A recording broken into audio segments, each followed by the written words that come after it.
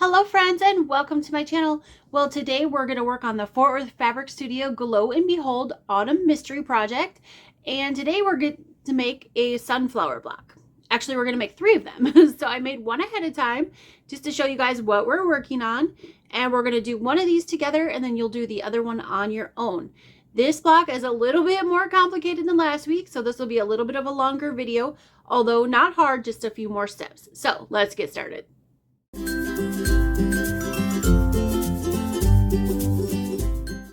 Okay, so here I have my instructions printed out for week 3 to make our sunflower block.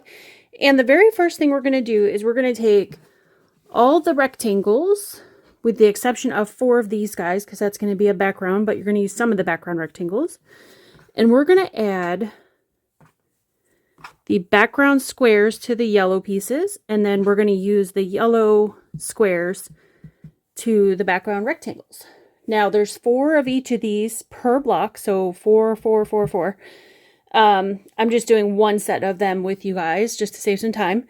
I am going to chain piece all of these just to make it go faster. And if you're doing all 3 sunflower blocks at the same time, it will definitely make it go faster. Like I said earlier in my video, this is not a hard block. It's just a lot of pieces, unlike last week where we didn't have, it was a really quick block. So now you can draw a line corner to corner on the back of these if you wish. They're small squares, so I'm not going to do that. I typically only draw on larger squares. So we'll just let that be. Now this is a tone on tone, so make sure you've got the right sides.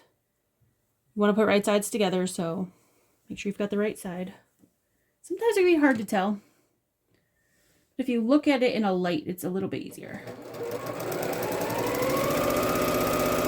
Now we're sewing these in from the top left-hand corner to the middle right. Oops, yeah, I almost did that one wrong.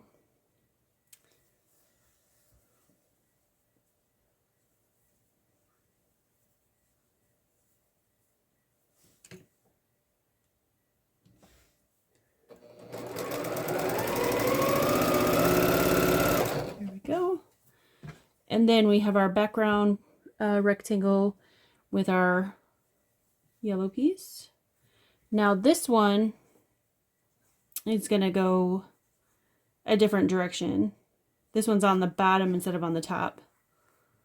Or you can turn around and do it on the top. But for me, it makes sense when I'm looking at the diagram to sew it the way that they show in the diagram.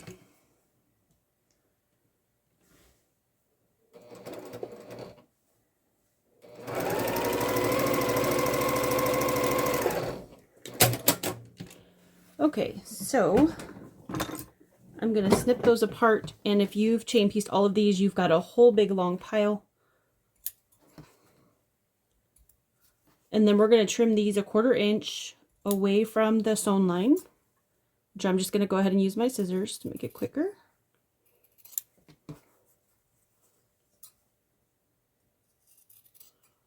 And then I'm going to put some magic juice on these seams, and then we're going to press these.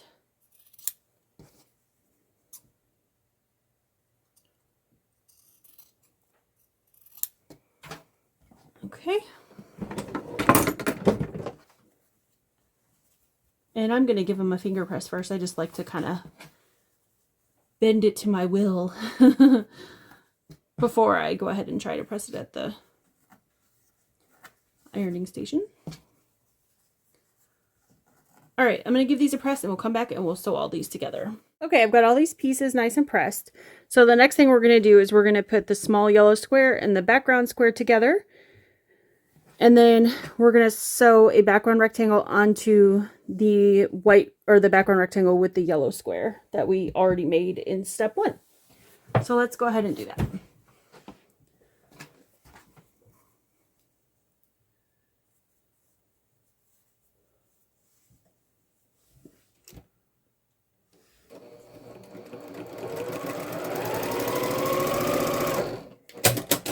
So again, you're making 4 of these per block. And so it'd probably be really easy, a lot easier to chain piece them all. the same time. And we're going to go ahead and lay that together.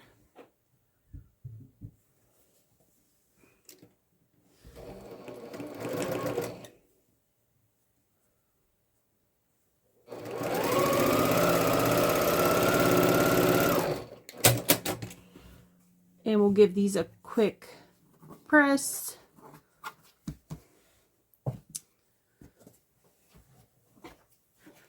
Get some magic juice on those. Get them nice and flat.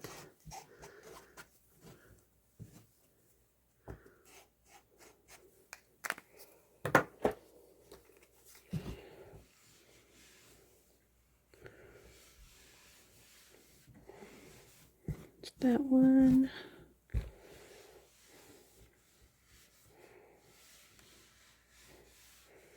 And that one. Okay, so those are all done. So those are all of our pieces, parts so far. The next step, which is step 3, is taking the brown squares. You'll have 4 per block, 2 of the kind of brighter brown and 2 of the more dull brown. I guess I'm not sure how to say the difference. They're both brown, but a little bit different in colors. But you're going to want to snowball the corners of all of your squares, one corner of each square, or stitch and flip, which means you're just putting a square on a corner and you're going to sew corner to corner from the outside edges. So let's go ahead and get that done. And you're going to have 2 of the lighter brown and 2 of the darker brown per block.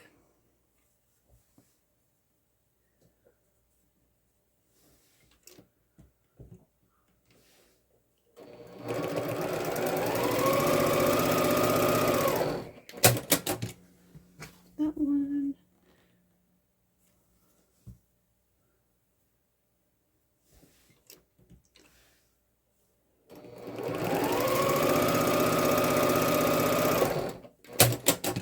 And then this one. Okay. Now again, I'm going to trim these a 1/4 inch from the sew line, and then we're going to press them. And then once you have all these pieces ready, or all the pieces done, you're ready to assemble the block.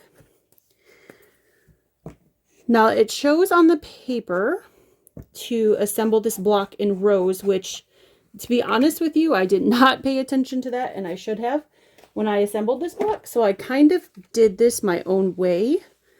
So you can assemble it in rows, or you can do it the way I did it, which I'm going to show you how I did it. And quite frankly, I just didn't read like I should have. And that was my fault. I didn't pay attention to the assembly instructions. I just kind of did my own thing. Do I recommend that? No, you probably should follow the instructions. But since I already made all my other ones that way, I'm going to go ahead and make this one that way as well. So the first thing I did is I joined the brown squares together. So it'll end up being like this.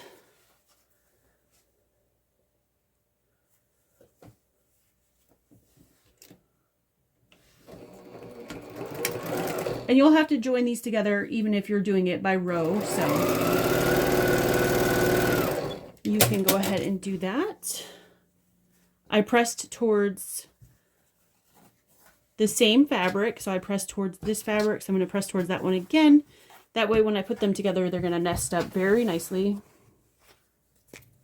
Put some magic juice on there. Give this a press.